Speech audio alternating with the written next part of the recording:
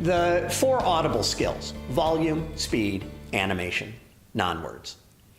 Volume is fairly self-explanatory. What we find and what people are surprised at when they watch themselves on video is that they never come across as loud as they think they are. And part of the reason is you hear yourself as your voice vibrates through the bones in your head, and it is not what you actually sound like when you hear yourself recorded. For that reason, we urge people, particularly at the beginning of a presentation, talk louder than what you think is appropriate. Speed. The great news here: the human brain has the ability to hear 700 words a minute. No one speaks that fast. And no matter how quickly you speak, what we urge people to do: never slow down. The passion you have in what you talk about goes completely out of your voice when you slow down. Don't slow down, pause more.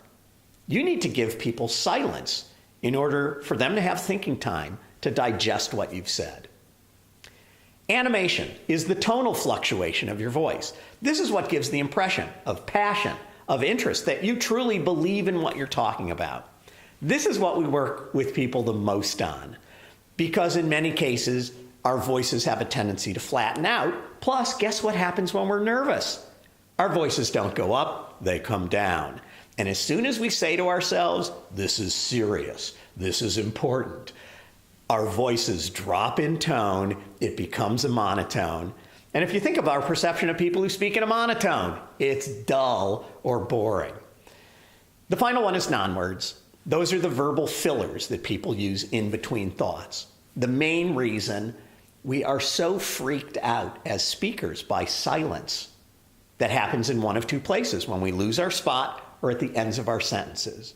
We feel compelled to add in a nonsensical sound or a real word like and what ends up happening is we tie thought after thought after thought, and again we are robbing the people that we are talking to of their thinking time because there's constant sound coming out of our mouths.